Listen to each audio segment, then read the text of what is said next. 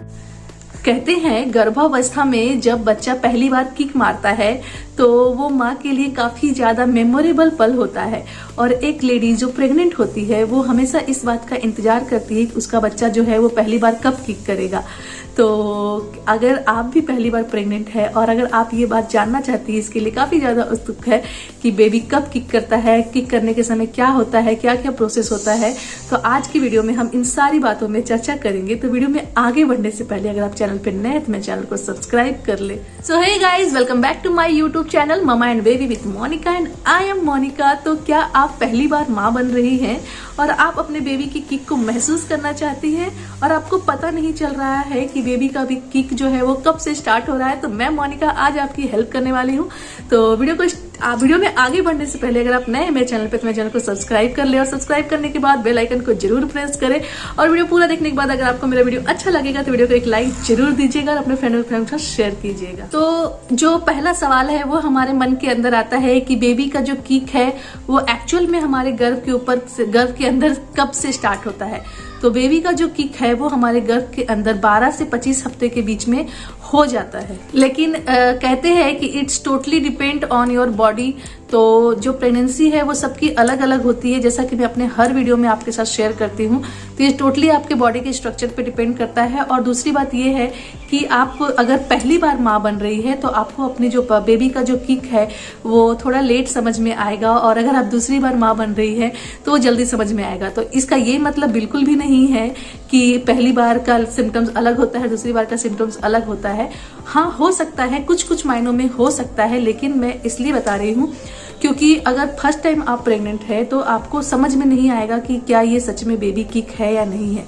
लेकिन अगर आप सेकेंड टाइम प्रेग्नेंट है तो उस समय क्या होता है कि हमें वो जो लेडीज है, जो प्रेग्नेंट लेडी होती है, वो एक्सपीरियंस हो जाती है। तो जो सेकेंड टाइम लेडीज प्रेग्नेंट होती है उसे समझ में आ जाता है कि हाँ कि क्या होता है, कैसा होता है।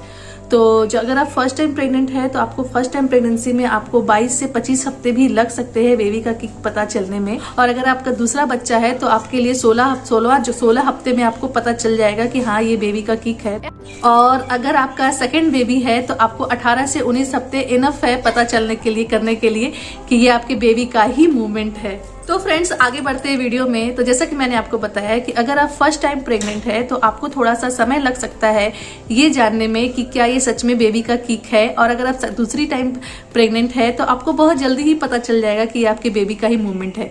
कारण इसलिए क्योंकि अगर आप फर्स्ट टाइम प्रेग्नेंट है तो आपको समझ में नहीं आ, बेबी किक तो करता है, मूवमेंट तो होता है, लेकिन आपको समझ में नहीं आता है कि ये मूवमेंट, ये किक जो है वो सच में क्या मतलब कैसा है, क्या है।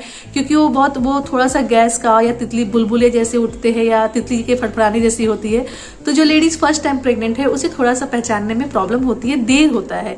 और जो सेकेंड टाइम प्रेग्नेंट होती है वो लेडीज क्या होती है, उसे एक्सपीरियंस हो जाता है कि हाँ बेबी का मूवमेंट कैसा होता है। तो इसलिए फर्स्ट टाइम और सेकेंड टाइम में थोड़ा सा डिफरेंस होता है। तो जनरली मैंने बताया कि 16 से 25 हफ्तों में बेबी जो है वो मूव करने लगता है। तो अगर आप फर्स्ट टाइम प्रेग्नेंट है तो आपको 22वें हफ्ते तक जो है वो पता चल जाएगा कि हाँ बेबी का मूवमेंट जो है वो हो रहा है। और अगर आप सेकेंड टाइम प्रेग्नेंट है तो आपको 17वें 18वें हफ्ते में इजिली पता चल जाएगा कि हाँ मेरे बेबी जो है वो मूवमेंट हो रहा है। लेकिन अगर 25वें हफ्ते तक आपको अपने बेबी के मूवमेंट का पता नहीं चलता है तो आपको इमीडिएट जो है वो डॉक्टर के पास जाना चाहिए, अपने डॉक्टर से कंसल्ट करना चाहिए, उन्हें बताना चाहिए अपनी प्रॉब्लम को। अब जो हमारा नेक्स्ट टॉपिक है वो ये होता है कि हमें कैसे बेबी की एक्टिविटी जो है वो कैसी होती है हमारे अंदर। धीरे स्टेप बाय स्टेप मैं आपको इसके बारे में बताऊंगी। तो जनरली क्या होता है, 12वें हफ्ते में ही हमारा बेबी जो है वो हमारे पेट के अंदर जो है वो एक्टिविटी करना स्टार्ट कर देता है, मूवमेंट करना स्टार्ट कर देता है। लेकिन हमें, जैसा कि मैंने पहले भी बताया, हमें इसका जो कुछ भी हमें इससे फील नहीं होता है। फीलिंग जो है वो हमें 16वें 17वें हफ्ते के बाद ही आती है। 16वें हफ्ते के बाद क्या होता है कि आप अपने पेट में छोटे छोटे बुलबुले या तितली की फड़फड़ाहट जैसी आवाज आपको आएगी, जिसे आप फील कर सकते हो। 29वें हफ्ते में आपका बच्चा लात मारना शुरू कर देता है। 32वें हफ्ते में क्या होता है कि हमारे बेबी का जो मूवमेंट है वो कम हो जाता है, क्योंकि उस समय क्या होता है कि भ्रूण का साइज जो है वो बड़ा हो जाता है और हमारे गर्भाशय में जो है वो जगह कम पड़ती है। तो उनका जो घूमने का जो जगह होता है वो कम पड़ता है। इसलिए 32वें हफ्ते के बाद जो है बेबी का मूवमेंट कम हो जाता है। लास्ट में जाते जाते मैं आपको कुछ पॉइंट्स है जो बताती हूँ, जो आपको बहुत ही ध्यान देने की जरूरत है। तो पहला पॉइंट ये होता है कि आपको अपने बेबी के मूवमेंट पे, उसका जो पैटर्न होता है उस पर ध्यान देने की काफी ज्यादा जरूरत होती है। अगर आपको कुछ भी उसमें से ऊपर नीचे या कुछ भी अलग नजर आता है तो आपको अपने डॉक्टर से कंसल्ट करना है। और क्या होता है कि जो बेबी होता है वो पूरे दिन लगातार मूवमेंट नहीं करता है, एक टाइम पीरियड होता है जिस समय बेबी जो है वो मूवमेंट करता है। तो अगर आप सोचते होंगे कि 24 आवर्स बेबी मेरे पेट में रन करेगा, मूवमेंट करेगा, तो ऐसा बिल्कुल भी नहीं होता है। वो कभी कभी जो है वो मूवमेंट करता है, तो आपको उसी मूवमेंट पे ध्यान देना होता है। एक पैटर्न होता है उसका जिसपे आपको ध्यान देना होता है। और दूसरे ट्राइमेस्टर के अंत तक, मतलब 26वें 27वें हफ्ते तक आपके बेबी की जो किक है ना, उसमें लगातार वृद्धि होती है, वो काफी ज्यादा तेज हो जाती है। और आपका शिशु लास्ट ट्राइमेस्टर तक आते आते क्या होता है कि आपके शिशु का जो है वो स्पर्श करने पे, बातें करने पे, यहाँ तक कि मतलब कि आपका किसी तरह के आपके पेट में रोशनी पड़ने पे भी वो किक मारना शुरू कर देता है। अब बात आती है कि अगर आपके पेट में जो बेबी है वो हलचल कम करता है या नहीं करता है, तो अगर आप डॉक्टर के पास जाने से पहले कुछ ऐसे पॉइंट्स है जिसे आप अपने घर पे ही करके देख सकती है। इससे हम कहते हैं कि बेबी का हलचल जो है, या फिर आपका बेबी जो सुस्त हो सकता है, कम हलचल करता है, तो आप डॉक्टर के पास जाने से पहले ये सब चीजें जो है वो घर में भी ट्राई कर सकती है। तो जब कुछ पॉइंट्स है जो मैं आपको बताती हूँ। तो जो पहला पॉइंट है वो होता है कि कुछ स्नैक्स खाएं। स्नैक्स में होता है कि कुछ हेल्दी स्नैक्स खाएं, जैसे पीनट बटर टोस्ट, या फिर जूस पिए, जूस कम मात्रा में पिए, या फिर ये फ्लेवर वाली दही खाएं। तो क्या होता है, मीठा खाने से जो है शुगर बढ़ता है और बेबी जो है वो हलचल करता है। नेक्स्ट पॉइंट आप ये भी कर सकते हैं कि अपने हाथ से बेबी बम को हल्का हल्का दबाए। इससे बेबी क्या होता है, हलचल करता है और अपनी पोजीशन को बदल सकता है। और जैसा कि मैंने बताया कि बेबी जो है वो रोशनी पे भी रिएक्ट करता है, तो अपने पेट पे जो है वो फ्लैश लाइट मारे, जिससे बेबी जो है वो रिएक्शन करेगा और अपना पोजीशन मतलब हलचल करना शुरू करेगा। और सबसे मोस्ट इम्पॉर्टेंट बात है कि कुछ भी मीठा खा के, जो सब जानते हैं, सर ये बहुत सी कॉमन सी बात है कि कुछ मीठा खा के बाई करवट लेके लेट जाए, इससे भी बेबी हलचल करेगा। और लास्ट पॉइंट कि आप अपने बेबी से बात करें, उसे आवाज दे, तो हो सकता है कि आपका बेबी जो है वो, चांसेस है कि आपका बेबी जो है वो हलचल करे। और उसे लोरी गा के सुनाए। हो सकता है बेबी को कोई म्यूजिक अच्छा लग रहा हो तो उस म्यूजिक का आवाज तेज करे।